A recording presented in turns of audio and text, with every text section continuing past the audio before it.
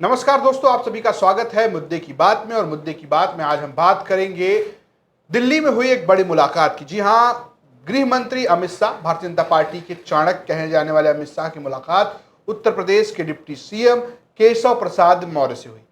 उन्हीं केशव प्रसाद मौर्य से जो उनके मित्र भी हैं, जिन्हें कुछ दिनों पहले ही अमित शाह ने मन से ये कहा कि हमारे मित्र केशव प्रसाद मौर्य, उनसे मुलाकात की चर्चा लखनऊ में खूब हो रही है। और ये चर्चा तब हुई है जब उत्तर प्रदेश में भारतीय जनता पार्टी के अंदर कई बड़े बदलाव की चर्चा है। अब ये क्या बदलाव हैं, क्यों मुलाकात हुई है, इन सब पर हम बात करेंगे। हमारे साथ बातचीत के लिए मौजूद हैं लखनऊ से वरिष्ठ संपादक, ब्यूरो चीफ यूपी तक कुमार अभिषेक जी, साथ ही साथ अमीश राय जो कि यूपी तक .in को हेड करते हैं।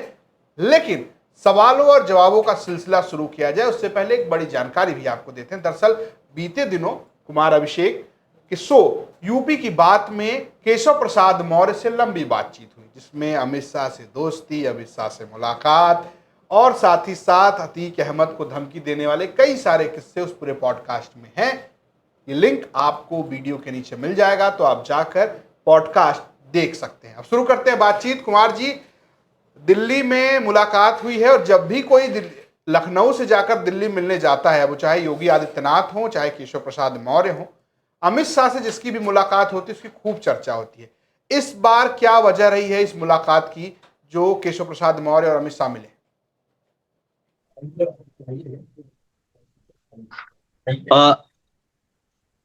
रजत, देखिए, पहले की मुलाकातों में और इस मुलाकात का एक अंतर तो उनके सोशल मीडिया अकाउंट पर जो उन्होंने लिखा है उससे ही साफ दिखाई देता है।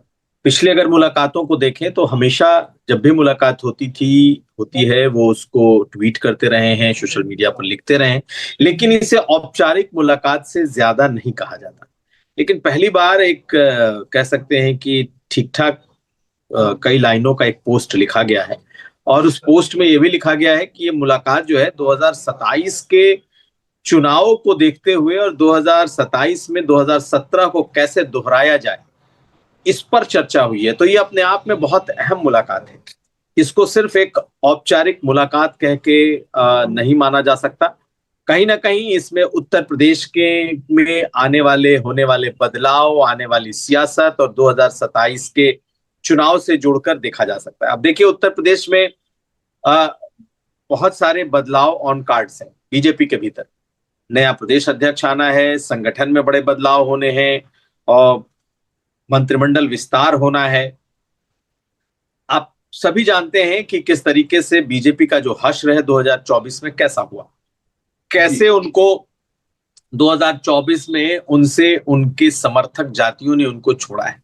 तो मुझे लगता है कि चूंकि ये बदलाव ऑन कार्ड्स हैं, पहले राष्ट्रीय अध्यक्ष का चुनाव होगा, उसके बाद प्रदेश अध्यक्ष का चुनाव होगा, चुने जाएंगे। उसे लेकर के मुझे लगता है कि ये एक बहुत अहम बैठक है। और जैसा कि अमित शाह ने कुछ दिन पहले उन्हें अपना मित्र कहा था, तो इसे मित्र एक महज हम ये नहीं मान सकते कि उन्होंने यूं ही कह दिया। उस मित्र कहने के भी मायने हैं। कहीं ना कहीं मित्र का सलाह, मित्र का मशवरा, मित्र का ये बताना कि यूपी में 2027 में क्या किया जाए, मुझे लगता है इस मीटिंग में सब कुछ है।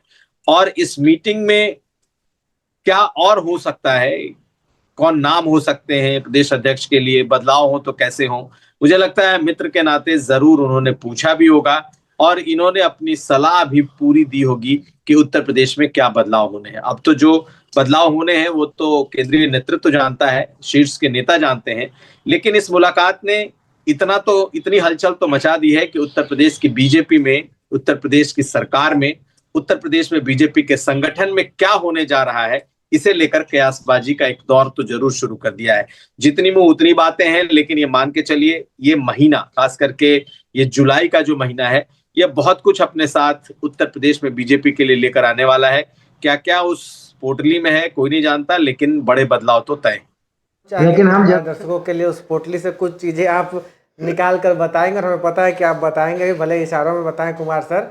लेकिन देखिए, महाभारत में जब भगवान केशव नाम है कृष्ण भगवान का, जब भगवान हस्तिनापुर गए थे तो पांडवों का संदेशा लेकर गए थे, और दिल्ली से केशव जी जब लौटे हैं तो क्या संदेशा लेकर लौटे उसकी एक झलक आपने बताई।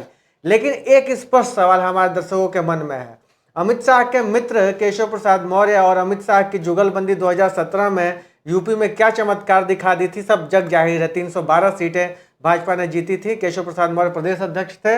अमित शाह का चुनावी डिजाइन था और गजब की अभूतपूर्व सफलता भाजपा को मिली। लेकिन उसके बाद डिक्लाइन हुआ बीजेपी।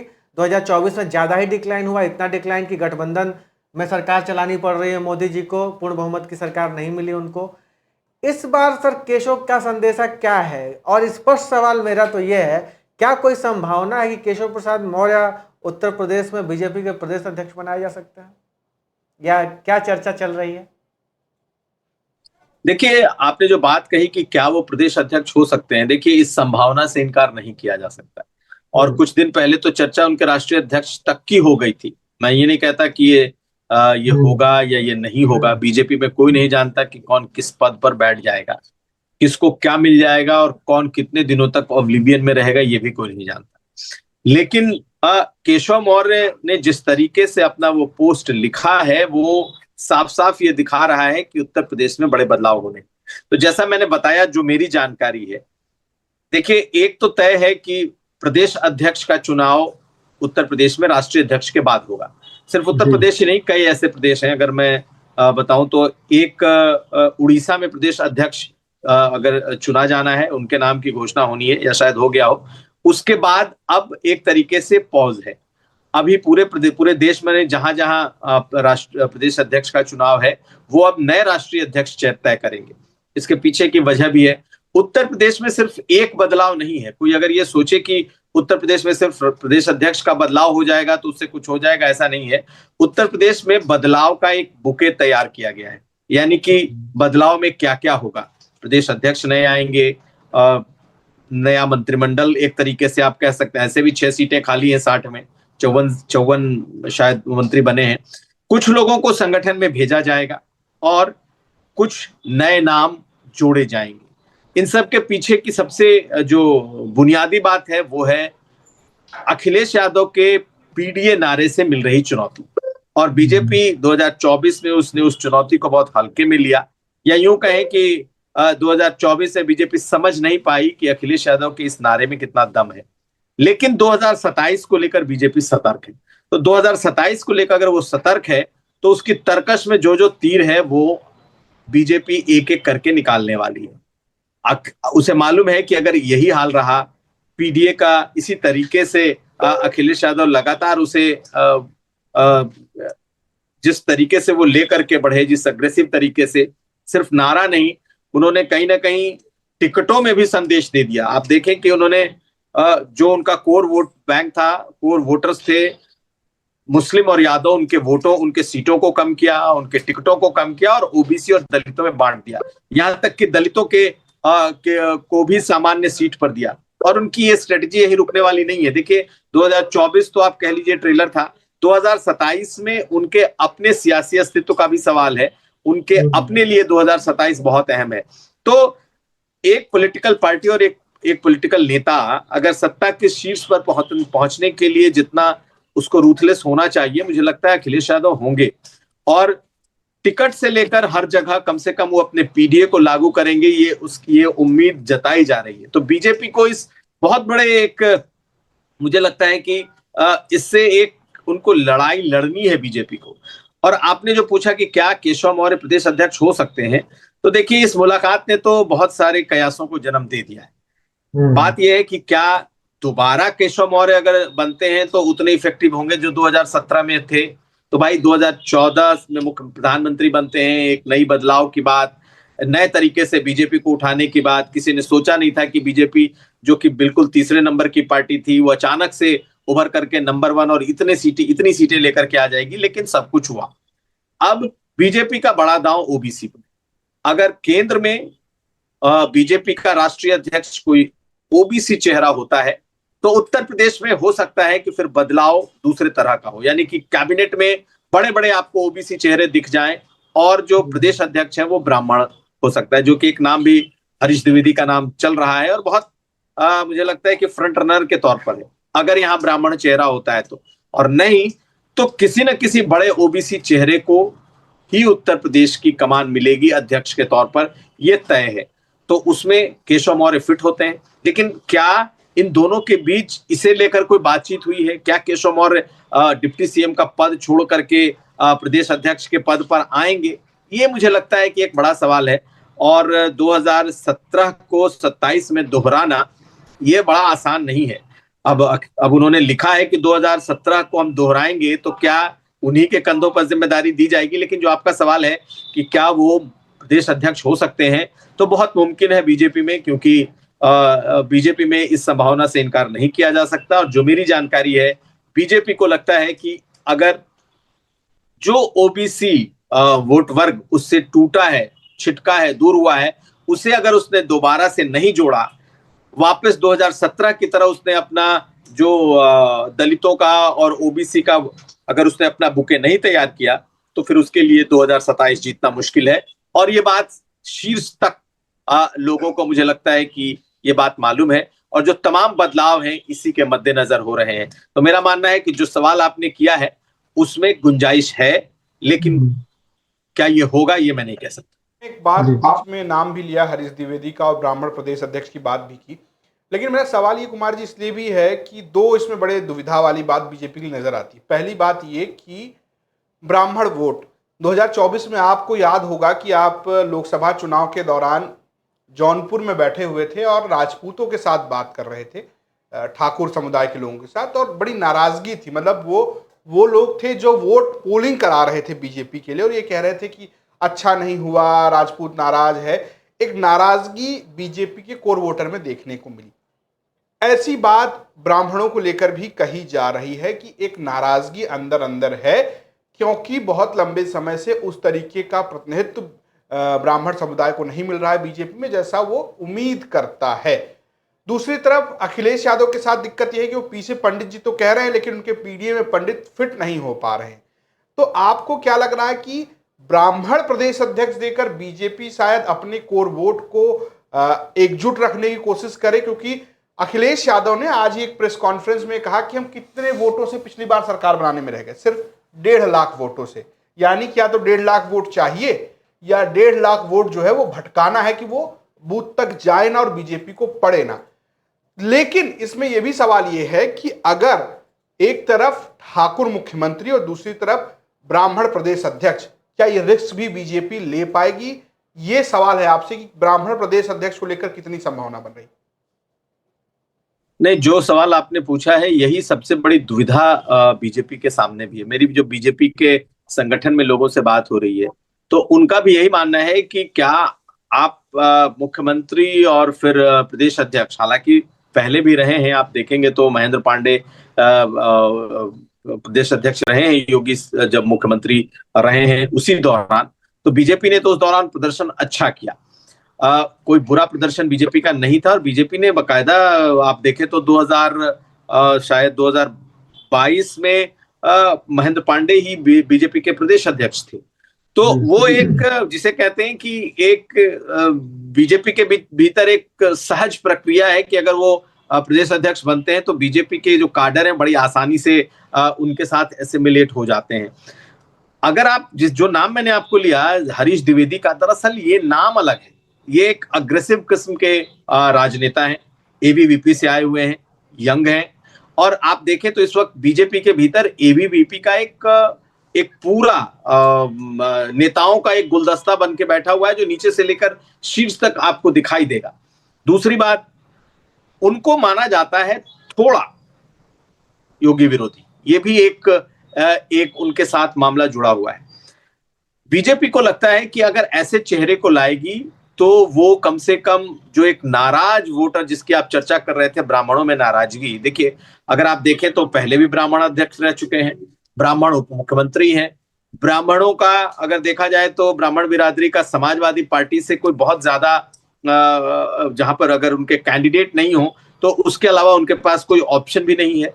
बसपा इस स्थिति में नहीं है कि ब्राह्मण उनको अपना वोट चुन करके वोट कर सकें, या फिर कांग्रेस पार्टी ऐसी स्थिति में नहीं है कि ब्राह्मण लौट करके कांग्रेस की तरफ जा सके, तो उनके पास भी ऑप्शन नहीं है। लेकिन उनकी जो भावनाएं हैं, उनका जो ईगो है, कहीं ना कहीं वो उससे संतुष्ट होता है। दूसरी तरफ आप जब बात करते हैं पीडीए की तो सिर्फ ठाकुर और ब्राह्मण की बात करेंगे तो फिर पीडीए कहाँ चला जाएगा, ये बड़ा सवाल है। बीजेपी इस दुविधा में जरूर है कि अगर जब कभी योगी और महेंद्र पांडे का दौर था तो उस दौर में कम से कम पीडीए जैसी स्थितियां नहीं थी। अब तो साफ साफ दिख रहा है कि जो एक बहुत बड़ा वर्ग जो बीजेपी का अपना वोटर था, अगर जातियों में बात कर लें तो पासी बिरादरी को देख लीजिए, आप कुर्मी बिरादरी को देख लीजिए, अगर आप देखें तो कुशवाहों में आप देख लीजिए, कई शाक्यों में देख लीजिए, तो ये बड़ी तादाद में बीजेपी से खिसके, जो कि बीजेपी का अपना एक वोटर बन चुका था कम से कम पिछले 10 सालों में, और उसने उतना ही वोट जितना वो खिसके उतने ही वोटों से बीजेपी हारी है। 2-2 लाख वोट बड़े बड़े पार्लियामेंट में कम हुए, प्रधानमंत्री के क्षेत्र में कम हुए, लखनऊ में कम हुए। तो अगर आप देखेंगे तो ये वही वोट हैं जो बीजेपी के साथ थे और ये सबके सब सपा और इंडिया गठबंधन में शिफ्ट हो गए। ऐसे में बीजेपी को इन पूरे वोटों को वापस लाना अपने आप में बहुत मुश्किल है, बहुत टेढ़ी खीर है। तो बीजेपी इस कोशिश में है कि अखिलेश के इस काट के लिए कैसे ओबीसी और दलितों का वो समूह तैयार करे ताकि ये सरकार किसी एक बिरादरी की न लगे।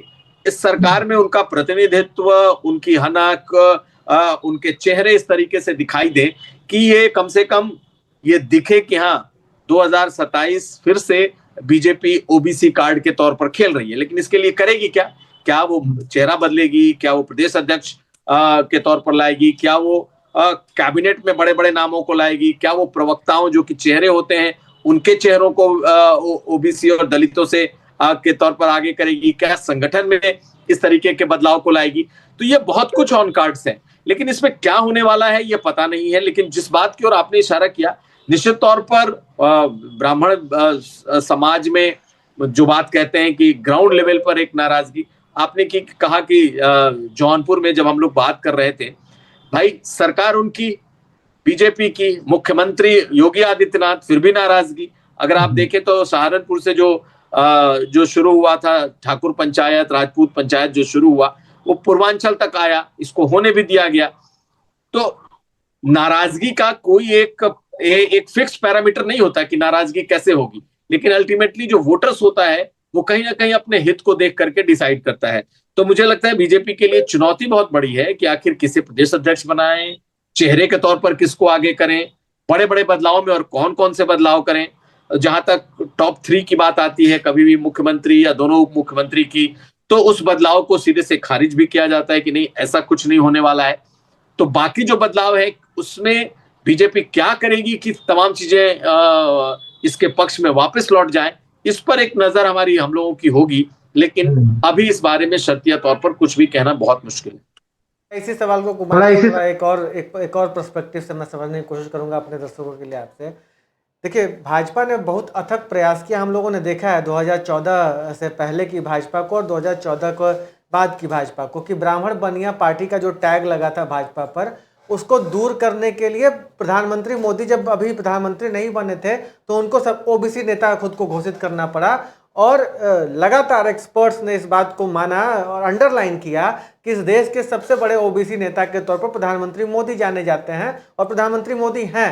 इसके बावजूद उत्तर प्रदेश की सियासत, यही ऐसे मेरा सवाल शुरू होता है कि एक तो अखिलेश यादव ने आक्रामक होकर पीडीए की राजनीति शुरू की, राहुल गांधी संविधान उठाकर जो घूमना शुरू कर रहे हैं, अभी तक संविधान उन्होंने नीचे रखा नहीं है, लगातार वो मुद्दा बना हुआ है। योगी आदित्यनाथ सरकार खुद अपने जो सहयोगी दल हैं उनसे ये आरोप झेल रही है कि इस सरकार में पिछड़े और दलितों के अधिकार सुरक्षित नहीं। मैं अपना दल अनुप्रिया पटेल की पार्टी की बात कर रहा हूँ।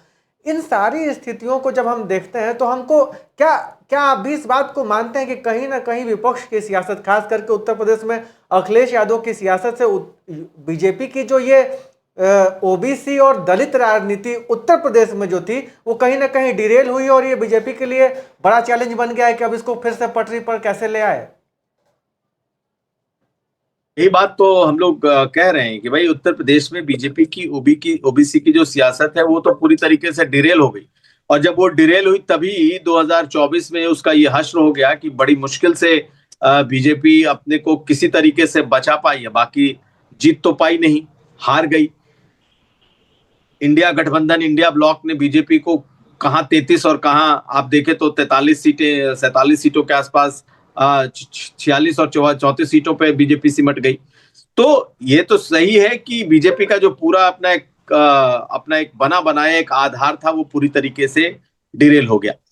लेकिन पीडीए के साथ साथ दो दो और बातें, खास करके जो एक उस वक्त एक नैरेटिव बना जिसने बीजेपी का नुकसान पहुंचाया, 400 सीट पार के बाद क्या करेंगे, संविधान बदल देंगे, आरक्षण खत्म कर देंगे, ये वाला बीजेपी के को बहुत भारी पड़ा। तो क्या 2027 में बीजेपी कोई ऐसी गलती करेगी? बीजेपी को लगता है काठ की हांडी बार बार नहीं चढ़ती, यानी कि आपने एक बार संविधान को भुला लिया, आरक्षण को भुला लिया, लेकिन हमने आरक्षण पे देखा है 2015 में मोहन भागवत का एक बयान बीजेपी को इतना भारी पड़ गया कि 2015 बिहार चुनाव बीजेपी पूरी तरीके से उसका सुपड़ा साफ हो गया।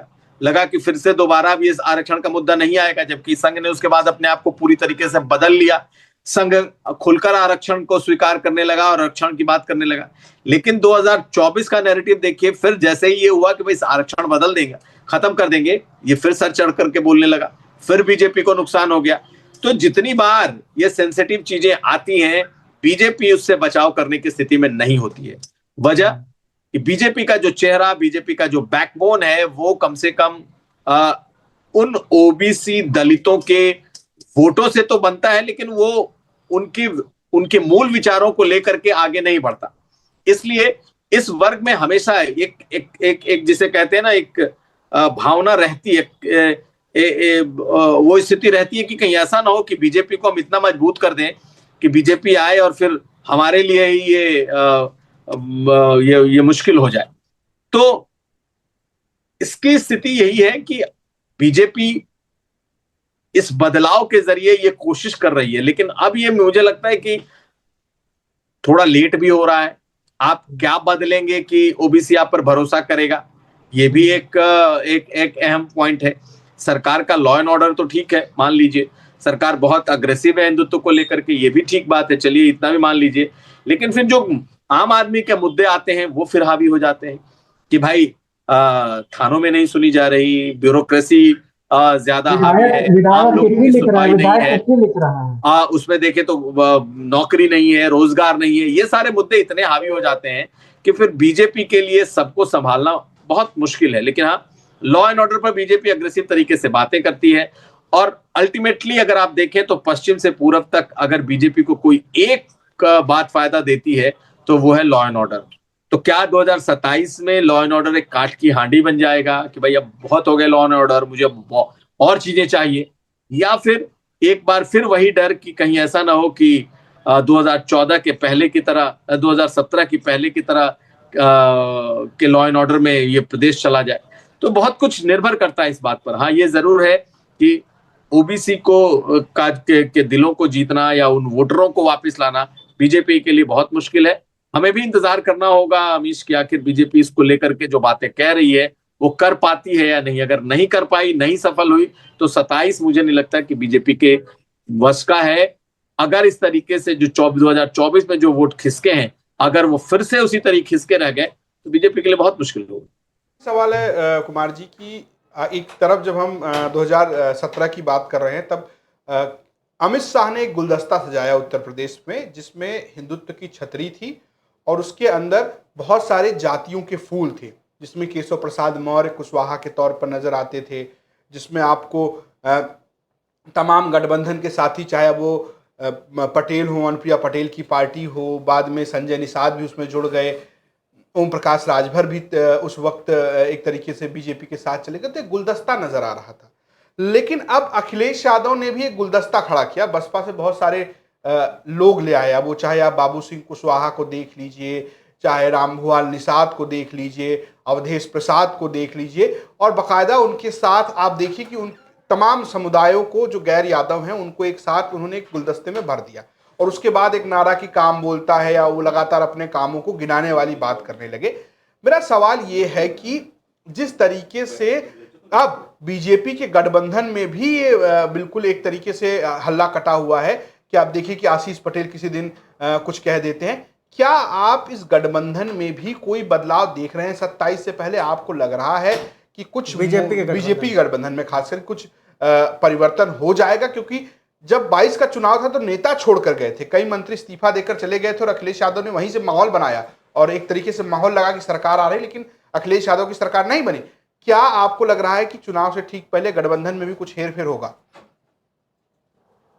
देखिए, ये बहुत कुछ इस बात पर निर्भर करता है कि 2027 के पहले माहौल किस तरह का बन जाता है। अगर ये माहौल सरकार के खिलाफ बनता चला गया तो आप मान लीजिए कि कई सहयोगी बीजेपी से चले जाएंगे। हालांकि अनुप्रिया पटेल इस वक्त केंद्र में मंत्री हैं, तो केंद्र में मंत्री रहते हुए क्या वो अपने गठबंधन को रिस्क में डालेंगी? क्या उन्हें ये उम्मीद है कि वो अगर छोड़ करके आएंगी और अखिलेश यादव के साथ जाती हैं तो उन्हें क्या मिलेगा? केंद्रीय मंत्री छोड़ करके क्या वो अनिश्चित की तरफ आएंगी कि उत्तर प्रदेश में उप मुख्यमंत्री बन जाए? बहुत सारी ऐसी चीजें हैं, लेकिन एक नाराजगी दिखाई देती है। अगर आप देखें पिछले 2-3 दिनों 4 दिनों के ही घटनाक्रम को, तो एक घटनाक्रम तो अनुप्रिया पटेल की पार्टी से दिखता है। ये दिखता है कि उनकी पार्टी में नाराजगी है, सरकार पर अटैक कर रही है। नंद गोपाल नंदी को देख लीजिए। नंद गोपाल नंदी ने लेटर लिख दिया कि भाई उनकी नहीं सुनी जा रही, अधिकारी नहीं सुन रहे, उनकी योजनाओं को ठंडे बस्ते में डाला गया है। आखिर इस वक्त नंद गोपाल नंदी को ये सब बोलने की क्या जरूरत थी? आखिर उनकी कौन सी नाराजगी उभर आई? हालांकि उनके बैकग्राउंड में जाए तो वो भी मूलतः भाजपाई नहीं है। संजय निषाद ने भी ये कह दिया कि भाई ये जो बातें कही जा रही हैं ये बिल्कुल सही है, इसमें कोई गलत बात नहीं है। तो अगर आप देखेंगे तो जो सहयोगी हैं, जो कि ओबीसी बिरादरी से आते हैं, ऐसे सहयोगियों में भी एक बेचैनी है। बीजेपी के भीतर के कुछ नेता हैं, उनके भीतर भी इस बात को लेकर के बेचैनी है। तो ये चीजें कैसे एड्रेस होंगी, ये बड़ी अहम बातें हैं। ये जरूर है कि उस वक्त जो बड़े नेता छोड़ करके गए उसमें से 2 वापिस आ गए। अब ओम प्रकाश राजभर को लेकर अखिलेश यादव ने भी कह दिया है कि भाई तो जब हम बुलाएंगे ये तब अपने पास चले आएंगे। आपने उनका बयान भी सुना ही होगा। ठीक है, स्वामी प्रसाद मौर्य क्या के जन्मदिन पे राजभर ने बड़ी अच्छी फोटो डाली थी, वाली फोटो लगाकर विश भी किया, तो उसके भी मायने निकाले जाने लगे। तो देखिए, ये सब एक मैसेजिंग है, और अगर आप इसको अगर जोड़ेंगे, डॉट्स को अगर आप कनेक्ट करेंगे, तो ये सब सारे डॉट्स बढ़ते बढ़ते 2027 की तरफ जा रहे हैं। अगर ये डॉट्स इसी तरह कनेक्ट होते गए तो 27 में कुछ भी हो सकता है, कोई भी कहीं जा सकता है। खास करके अगर ये दिखता रहा कि हाँ, अखिलेश लगातार मजबूत हो रहे हैं, उनकी सरकार आ सकती है, बन सकती है, तो फिर आपको एक बार 2022 वाली स्थिति दिखाई देगी जब बहुत सारे लोग सहयोगी ही नहीं, नेता भी छोड़ करके जाएंगे और बड़ी तादाद में अखिलेश के साथ जाएंगे। लेकिन बीजेपी ने अगर यहाँ से संभाल लिया और 2027 में ये बना रहा कि बीजेपी वापसी कर सकती है, या कम से कम ये बना रहा कि बीजेपी बहुत अच्छा लड़ेगी, वापसी हो भी सकती है, अच्छी लड़ाई में होगी, और ये भी बना रहा कि अखिलेश यादव आ भी सकते हैं, नहीं भी आ सकते हैं। नहीं भी आ सकते हैं का अगर परसेप्शन बना रहा तो बीजेपी के साथ बने रहेंगे लोग। लेकिन अगर ये लगभग तय हो गया कि नहीं, जो माहौल चल रहा है उसमें बीजेपी नहीं वापसी कर पाएगी, तब आप बड़ी तादाद में देखेंगे न सिर्फ गठबंधन से लोग छोड़ेंगे, बल्कि पार्टी के कई नेता भी चले जाएंगे। तो ये सब चुनाव के वक्त होता है, कोई नई बात नहीं है। जो कमजोर पड़ता है उसको तोड़ करके लोग जाते हैं। और 2027 में ऐसे बहुत सारे संभावनाओं के लिए बीजेपी को भी तैयार रहना चाहिए, और मुझे लगता है कि हम बहुत सारे ऐसे चेहरों को इधर उधर आते जाते देखेंगे। बिल्कुल। तो हम बात कर रहे थे आज मुद्दे की बात में केशव प्रसाद मौर्य और अमित शाह की मुलाकात की। 27 में 17 को दोहराना है, ये केशव प्रसाद मौर्य ने लिखा, लेकिन उसके लिखने के पीछे क्या क्या बातें हैं, क्या परिवर्तन है, वो हमें बताया कुमार अभिषेक ने। और लखनऊ में अभी क्या क्या चल रहा है, अखिलेश यादव रोज प्रेस कॉन्फ्रेंस कर रहे हैं, लोग नए लोगों को ज्वाइन करा रहे हैं, गठबंधन में क्या कोई इधर उधर होने वाला है, क्या कई और नए लोग आएंगे, इन सब पर बातचीत हुई है। तो आपको कैसा लगा ये शो, हमें कमेंट बॉक्स जरूर बताएं। देखते रहें यूपी तक। नमस्कार।